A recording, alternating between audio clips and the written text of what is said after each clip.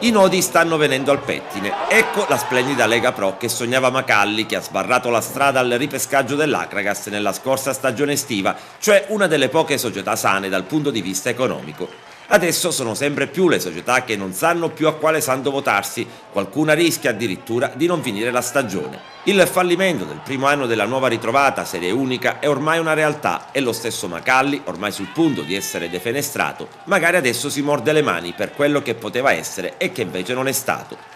Si è voluto punire due club economicamente a posto, come Akragas per l'appunto e Correggese, che più di altre meritavano la Lega Pro. Si sono chiusi entrambi gli occhi per salvare club sull'orlo del fallimento, club che per ogni anno costruiscono squadre con pochi soldi e retrocedono, ma confidano sempre nel ripescaggio.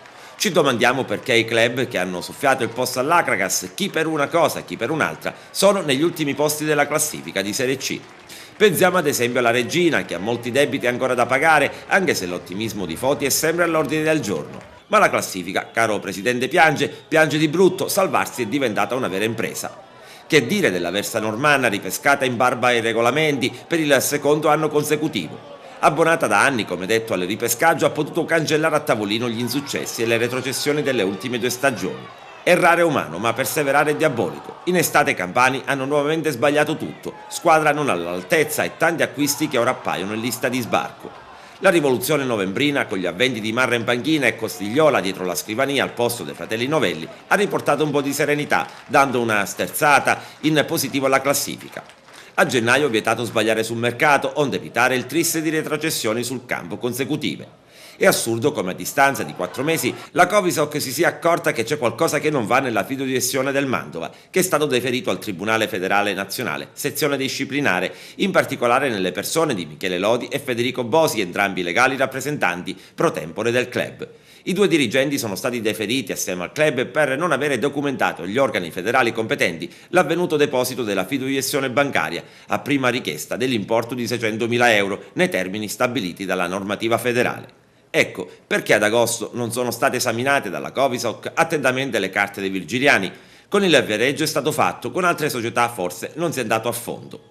Ha avuto ragione da subito il presidente dell'Akragas Silvio Alessi, che ha subito parlato di politica marcia. L'Akragas, come ampiamente risaputo, è in causa con la Lega Calcio, a cui ha chiesto i danni per il mancato ripescaggio, diritto conquistato sul campo. Ma c'è di più, prendiamo il Savoia, che proprio lo scorso anno soffiò con una campagna acquisti da 1000 e una notte la promozione diretta al club di via Petrarca. Ebbene, il Savoia è in crisi seria, sia economica che tecnica. Addirittura qualche buon tempone ha messo in vendita per 400.000 euro il club su eBay. Parlando di notizie serie, invece il Consorzio Stabile Segesta, proprietario del club, comunica che nell'assemblea soci si è determinata la revoca della carica di amministratore unico a Francesco Maglione e la nomina del nuovo amministratore nella persona di Alfonso Piantoni.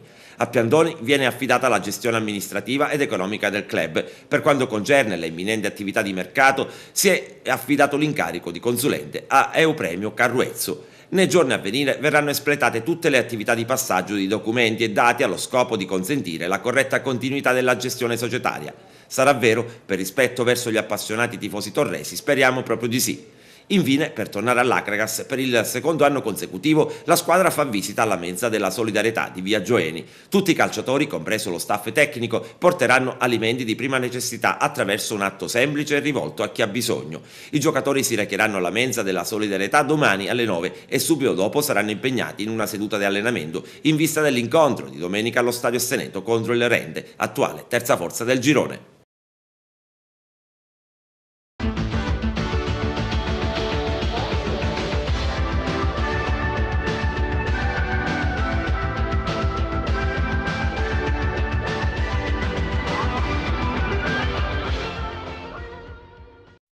Il Salone di Girgenti, un film televisivo in 4 episodi, dal 16 dicembre ore 21 e tutti i giorni ad orari diversi su questi schermi. Tu che sei norditano, artoatesino, traduci che tu che dissi. Ai tempi delle pere, zio Giuseppe, son finite le pere ed è finito zio Giuseppe.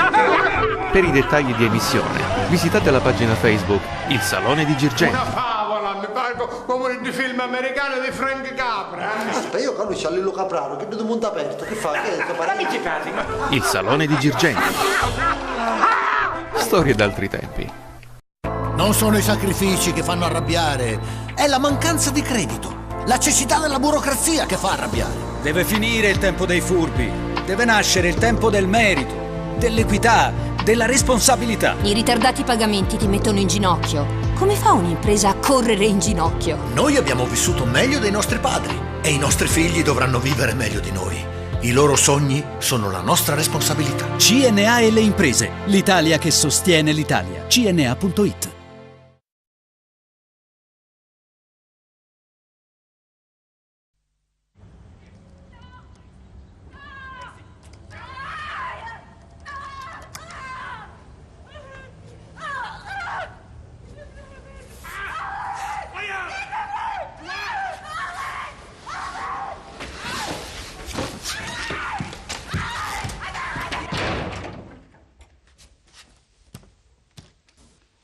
Se sei vittima o testimone di violenza, chiama telefono aiuto 0922 22 922 800 961 931. Il servizio è gratuito e garantisce l'anonimato. Telegiornali, programmi di informazione, culturali, sportivi ed intrattenimento. Talk show dal 1981, questo è Televideo Agrigento, una continua, costante ricerca di evoluzione attraverso un costante adeguamento alle nuove tecnologie per mezzo di attrezzature, servizi e professionalità. Rinnovamento dei palinsesti dei programmi di informazione, una rassegna stampa in diretta tutte le mattine, dal lunedì al sabato, dalle 7:45. E con una nuova edizione di TG Domenica, in diretta alle ore 13, con repliche alle 13:45, 18, 20 e 23:30. Tutto questo è Televideo Agrigento. I programmi di TVA sono visibili in tutte le province siciliane, con LCN 92 e sulla nostra seconda rete, Amica TV LCN 628. Streaming live su internet www.videoagrigento.tv, dove potrete trovare anche le nostre notizie ed i nostri programmi online. TVA, la tua TV regionale, sempre in crescita. TVA, una professionalità ricca di esperienza per una TV sempre giovane.